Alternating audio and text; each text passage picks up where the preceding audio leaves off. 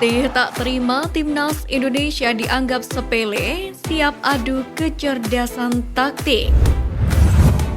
Pelatih timnas Sintayong optimis dapat membawa timnya melangkah ke babak 16 besar Piala Asia 2023.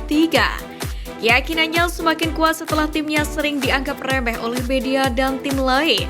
Tidak terima dengan pandangan merendahkan tersebut, pelatih asal Korea Selatan ini menyampaikan dua komentar menarik.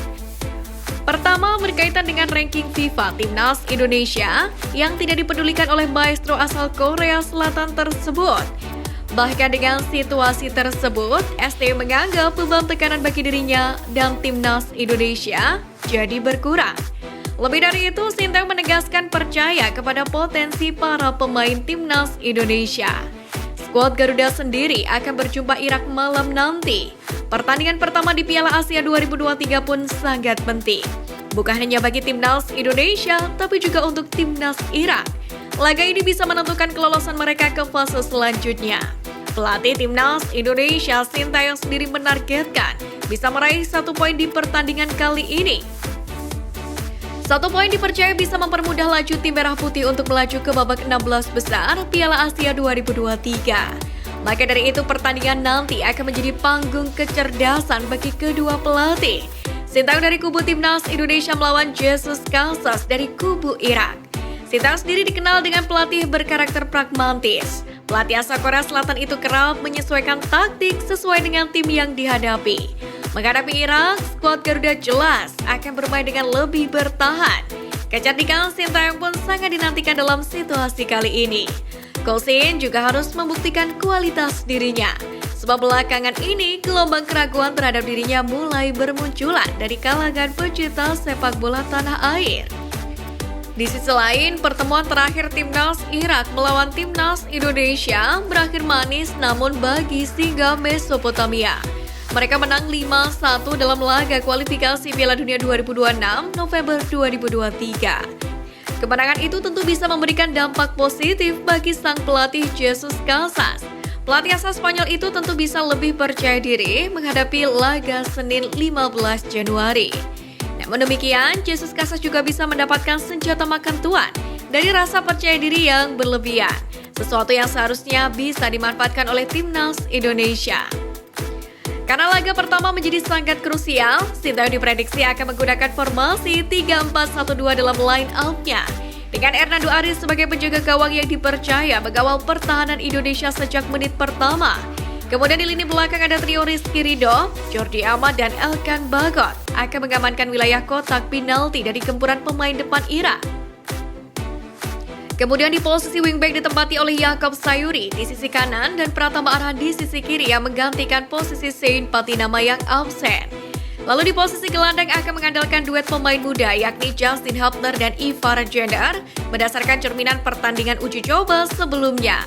Sementara itu Marcelino Ferdinand menempati posisi gelandang serang yang menyokong dua penyerang di depannya. Yang mana di lini depan ada Witan Sulaiman dan Rafael Struijk yang akan menjadi ujung tombak Timnas Indonesia dalam mencetak gol. Lalu di babak kedua, Ramadan Sananta dapat menjadi opsi sebagai super sub bagi lini depan Timnas Merah Putih. Lalu seberapa optimis kalian? Jangan lupa tulis pendapatmu di kolom komentar.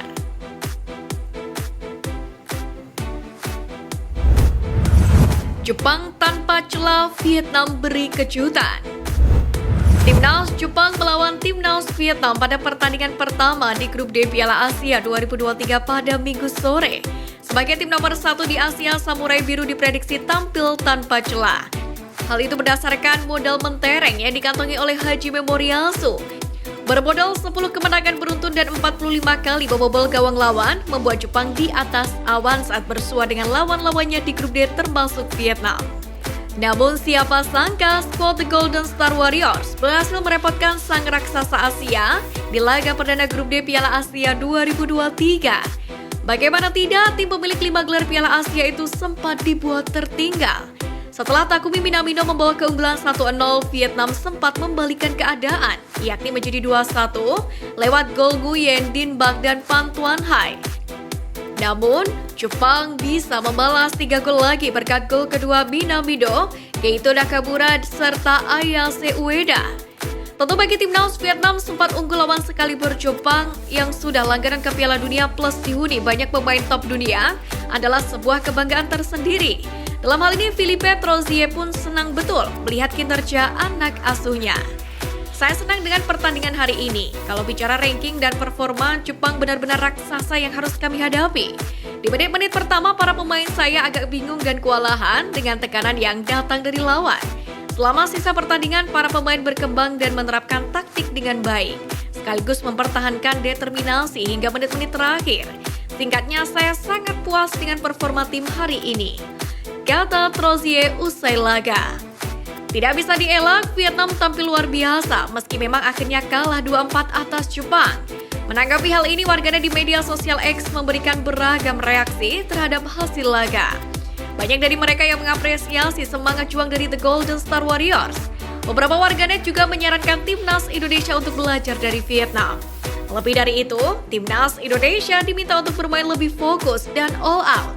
Hasil laga ini diharapkan melecut semangat timnas Indonesia untuk memberikan yang terbaik untuk Merah Putih. Pesawat Nadeo Argawinata Trouble, Sintayong siapkan siasat lain lawan Iran. Kick-off pertama Piala Asia telah bergulir sejak 12 Januari lalu. Sementara timnas Indonesia akan melakoni laga perdana pada Senin 15 Januari, yakni dengan melawan timnas Irak di Stadion Ahmad bin Ali Doha. Namun di last minute ini terjadi perubahan di skuad timnas Indonesia, yang mana kiper Syahrul Trisna dicoret dari daftar 26 pemain timnas Indonesia karena mengalami cedera.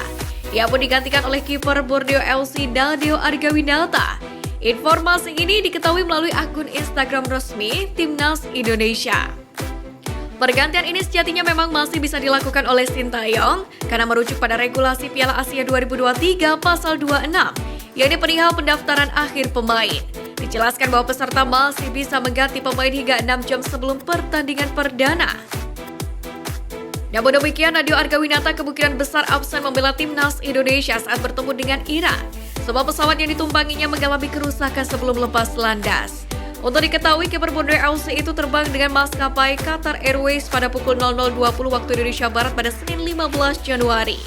Namun pesawat tersebut kemudian batal terbang setelah semua penumpang menunggu di dalam pesawat selama hampir 2 jam. Ternyata pesawat mengalami kerusakan.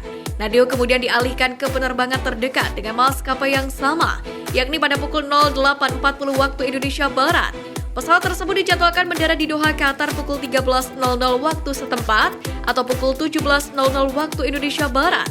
Itu artinya Nadeo baru bisa bergabung dengan timnas Indonesia sekitar 8 jam sebelum kick-off. Dengan situasi kelelahan akibat penerbangan yang hampir 9 jam dan peralihan pesawat, Nadeo diyakini bakal duduk di bangku cadangan pada laga melawan Irak nanti.